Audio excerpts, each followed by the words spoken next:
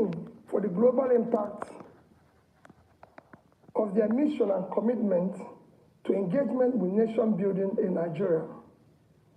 In providing this global platform to interrogate the vision of those seeking Nigeria at this time with clear existential threats, as I will discuss shortly, are pervasive across our dear country. This Chatham House event challenges us to a new thinking. We have an alarming insecurity that led to loss of many lives and properties, significant decline in food and economic output, immense trauma that has compromised the mental health of communities, and in some cases, identity pressures and disaffection with the Nigerian project. The economy is in crisis, with a troubling debt profile worsened by oil theft of proportion once hard to imagine. 2 economic recessions in 6 years, and lamentable power sector that have significantly constrained manufacturing and social life. The Nigerian state is captive to an elite gang-up and a rentier political economy that concentrated power in hands of those who came to power and influence mainly through their own contrivances and influence the affirmation of the people, and therefore do not have the incentive to serve the people.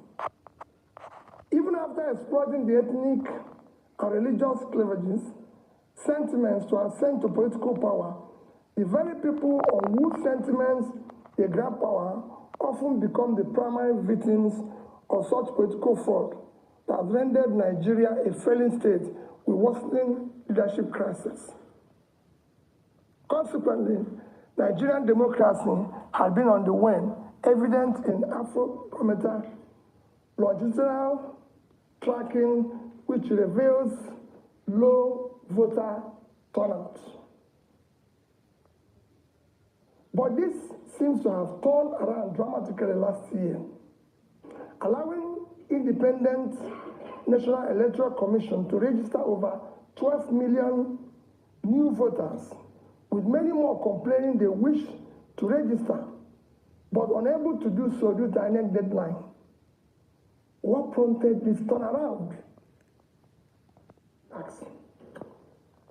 The reason for this very high stakes are lurking in the facts of demographics, with our dominant population, the youth, frustrated and unhappy with the status quo and diminished opportunities in Nigeria in an age of globalization, when internet can easily reveal to them prosperous homes of those who live in a better led and governed countries. How did we, Nigeria, plumb or get here in such an economic decline that we have overtaken India as a home for the biggest pool of absolute poor in the world, when they are 7 times our population? While the poverty rate in India is 16%, that of Nigeria is 63%, with 133 million people classified as multidimensionally poor. This is unacceptable and needs to change. What Nigeria needs is a great escape. As 2015 Nobel Prize winner in economics, Angus Deaton of Princeton University, elucidated that what separates poor and rich nations is attributed to health and education. But what provides quality health and educational system for a society committed and focused leadership that can build and sustain public wealth, as I was told by Professor Donald Jacob of Kellogg School of Management. In many ways, this is the heart of my remarks today, which are deeply rooted in my upbringing, particularly my mother's counsel, that I live a life of positive impact and manage both personal and public resources most prudently for the sustainable, inclusive growth of development of the society. It is this principle that guided my stewardship as governor of Anambra State of Nigeria and led to a much commended performance with some prize awards to show for it. Some awards for outstanding accomplishments in key Millennium Development Goals, now Sustainable Development Goals. It is the same counsel and principle that is guiding and motivating me to offer to serve in a new Nigeria. The answer lies in leadership, institution, and demographics. The good news is that the demography is driving the change we're seeing in Africa.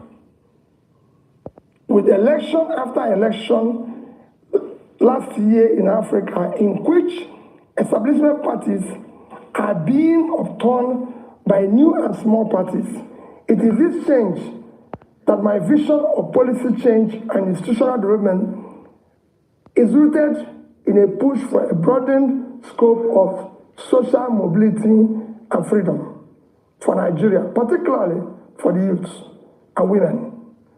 Like the former British Prime Minister Harold Macmillan said, at the start of the independence decade, a wind of change is blowing across Africa.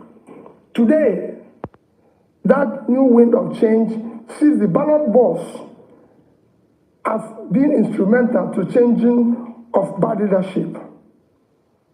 Senator Yusuf Dat Ahmed, my running mate, and I are committed to new politics that start with ethics of servant leaders and anchored on marriage of clean hearts and skillful hands. We know that unless we change the politics by changing the political leadership, we are stuck in this terrible state of underdevelopment and misery. We will build patriotically our institutions, particularly the ones directly responsible for implementing government policies, to make them fit for purpose. It is not to be doubted at the global scene that Nigeria is blessed with some of the most entrepreneurial youths in the world, in science, in business, in art and entertainment. We believe that what remains is the changing of leadership class from predicators to creators of value, from those whose wealth and power derive from the decision of the nation and its people to those who have demonstrated competence, character, capacity to invest in human development, create prosperity, and instill right values and ethical conduct deserving of servant leaders. Nigeria today is at a critical juncture, and the people led by the youths, brutalized by bad leadership, are awake and leading the movement to transform Nigerian politics and restart the engine of economic growth and social stability. We count ourselves honored to be trusted, especially by the youth, to lead this democratic revolution, and we are deeply pledged to do so with sincerity, accountability, and unquenchable love and desire for a better Nigeria. We are simply the symbol of Nigerian youth struggle to reverse this ugly trend that keep driving them into social anomia, despair, and rejection of their country. We are determined to do everything that needs to be done to rescue and lead our country to prosperity, freedom, security, and peace. We will use merit to assemble competent Nigerians from all sections of Nigeria to form effective government of national unity. At the heart of my goal here today is to look at our Labour Party's key policy plans and how they will drive up the quality of life of average Nigerian, dramatically reduce poverty, and return Nigeria to a place of strategic relevance and in a world that needs a thriving and well-governed Nigeria, stabilizing the continent of Africa, making it high-value add for a planet impaired by environmental challenges, terrorism, and inequity. I also plan to speak on institutions and how the leadership we offer can facilitate the evolution of stronger institutions with the rule of law a key anchor to nation building in Nigeria. I have no doubt that the policy choice we favor and the strong institutions Labour Party will facilitate will move Nigeria from a country of rent seekers sharing oil receipts and consuming conspicuously to the one that produces based on vast factor endowments whose value chains can move us towards a high employment economy. We will turn our youth budge to a democratic dividend rather than today's harvest of time bomb of violence, insecurity from uneducated, unemployed, and marginalized youth. This forms the first and most important thrust of our government's priorities, without which the rest will not be achieved, to secure Nigeria, end banditry and insurgents, and unite our dear nation to manage our diversity so that no one is left behind. The growing insecurity you see in Nigeria today is not because the enemy is formidable. It is not a lack of focused leadership, ineffective security government structure, and poor coordination from the center. All this needs to be addressed by first projecting strong leadership, signal that will allow both state and non-state actors to be mobilized around single vision. Then, by pursuing a robust reform of the security governance structure, coordinating mechanism that assures all levels of government, federal, state, local, with three-level policing are aligned with strong collaboration with partners from both private and development groups to provide required services and deliver results for every Nigerian. Once this is done, it is important to have a single, clear, coherent, consistent development process. It is important for institutions to be able to provide strong leadership, coordination, capability, partner and engage collaboratively with all relevant stakeholders in an environment that mutually reinforces values. The second plank of our policy thrust is to shift emphasis from consumption to production by running a production-centered economy that is driven by agrarian revolution and export-oriented industrialization. With about 70 million hectares of arable land, we will pursue an agricultural revolution through proper segmentation of Nigerian to activate and harness factor endowment of different parts of the country for both rapid and mechanized agricultural development and as a pillar for Nigerian other sectorial development and industrialization. We will incentivize and invest in agro-cluster and industrial cluster development across our geo-resource zones to take advantage of agglomeration and scale effects of particularly in the northwest, northeast, and north central regions of Nigeria. We will dredge both River Niger and River Benue, build dams massively to support planting of economic trees across the country for local usage, poverty elimination, export and revenue generation. A key task is to sequentially but decisively dismantle the inefficient and anti-market distortionary structures restraining the Nigerian economy from creating a precondition for a dynamic pro-market economy. We will employ entrepreneurial governance to dismantle impediments to free trade and ease of doing business, and implementing radical economic policies that will drastically reduce our debt service, a major drain to government revenue as it is today. Our micro, small and medium-scale enterprises will be robustly supported.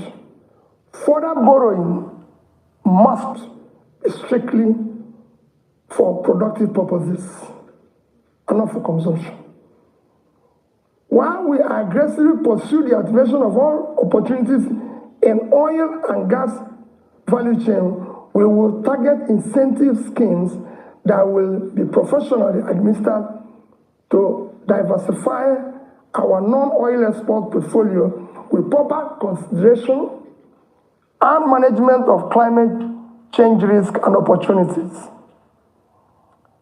The third pillar of our government priorities is to restructure the polity through effective legal and institutional reforms to entrench rule of law, aggressively fight corruption, reduce the cost of governance, and establish honest and efficient civil service. Reducing costs of governance in Nigeria is an effective way of fighting institutional corruption. In addition to reducing the cost of governance and streamlining government operations for efficiency and effectiveness, we will ensure that reforms we pursue will not in any way affect the livelihood of our hardworking and efficient civil servants. Critical to fighting corruption, we will install a new budgeting system founded on a cardinal principle of public accountability, objective setting, and program implementation. This is against the extant budgetary principles of revenue mobilization, expenditure allocation, borrowing without emphasis on monitoring, evaluation, and feedback. We will enforce principles of performance auditing, institutionalized monitoring and evaluation process of the entire public service delivery as the primary means of actualizing our vision of the new Nigeria. This reform will institutionalize our personal involvement of both the President and the Vice President in setting budgetary objectives of MDAs and monitoring, evaluating the implementation process through Office of Regulatory Review in the Office of the President. Budget monitoring and evaluation capacity will be strengthened within the Presidency. We will embark on effective micro and physical restructuring to quickly restore physical viability by discontinuing unaffordable subsidies which have left a black hole in government finances. Fiscal and monetary policy will be coordinated with each conventional tool transparently instead of distorting markets in favor of privileged few. For instance, an avoidance of doubt, we will collaborate with Central Bank of Nigeria for a transparent liberalization of our foreign exchange market and dismantling of OPEC multiple exchange rates regime, which effectively subsidies few privileged persons. We will seek to boost the supply side rather than continue to concentrate exclusively on demand management of foreign exchange. When unaffordable subsidies are removed, some carefully calibrated transfers will be used to cushion adverse impact on economically weak. If the competitiveness of the sector is to be enhanced, then we will do so via enactment of transparent and specifically target fiscal and trade policies designed to stimulate investment and growth. Revenue shortfalls and leakages such as oil theft will be dealt with decisively by holding persons in position of authority fully accountable. The fourth plank of our governance priorities is to leapfrog into the fourth industrial revolution through application of scientific technological innovation to create digital economy. Building on the gains of agriculture-led manufacturing and export, we will pursue development of knowledge and skills to leverage on the emerging disruptive digital technologies, automation, Internet of Things, artificial intelligence, robotics, virtual reality, blockchain technology, biotechnology, and data science, all of which are the heart of the fourth industrial revolution. The fifth plank of our government priorities is to build expansive infrastructure for efficient power supply, rail, road and air transportation, and pipeline network through integrated public-private partnership and entrepreneurial public sector governance. Our solution to the perennial power problem in Nigeria is comprehensive and is well covered in our manifesto. We will ensure that we deal with the issue of transmission, distribution. However, we will immediately complete the 2.3 billion Nigeria Siemens network improvement deal to achieve a stable 7,000 by the end of this year, 11,000 megawatts by 2024, and 25,000 megawatts by 2025. We will support local manufacturing capacities and power technologies and encourage and expand local R&D in universities, training centers, and workshops, through which many jobs will be created. Our sixth priority program is to enhance human capital development of our youth for productivity and global competitiveness through investment in education, in research, quality health, and entrepreneurial education. The World Bank Human Capital Development Index ranks Nigeria 168 over 173. To move Nigeria right to the top bracket of the index, we will pursue a Marshall Plan type program on education that incorporates compulsory technical and vocational skills, sports, entrepreneurship, programming, digital skills from primary to secondary school level. In line with this commitment to transform our educational sector, we will prioritize funding of this critical sector. Our tertiary institution will be remodeled to serve as hubs and centers of research, development, and commercialization of ideas for quick industrialization of Nigeria. Finally, our seventh priority is to conduct an Afrocentric diplomacy that protects the rights of Nigerian citizens abroad, advances the economic interests of Nigerians and Nigerian businesses in a changing world. In concluding, let me say that the problem with Nigeria is at once complex and simple. It rests on leadership. As our erudite Professor Chinua Achebe stated, the trouble with Nigeria is simply and squarely a failure of leadership. In Achebe's view, There's nothing basically wrong with Nigerian character.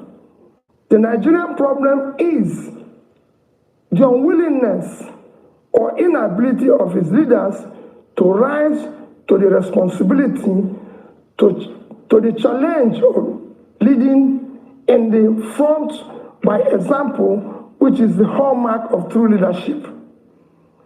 When people of competence, character, commitment, compassion take over the leadership and pursue their mission and tasks with seriousness required, a new Nigeria characterized by peace, unity, prosperity, inclusiveness will be achieved and sustained. That is what's driving Dati, Baba Ahmed, and I to join to offer to lead this desire and crusade of Nigerian, particularly the youth, for an inclusive and sustainable Nigeria that works for all. In line with my upbringing, especially my mother's counsel, my promise is that Nigerian resources will be most prudently used for Nigerians. And as Commander-in-Chief, I, Mr. Peter, will sincerely pledge that our path with Nigeria will be diligently pursued to create a new Nigeria characterized by sustained and inclusive growth and development for all. Thank you, and God bless all of you.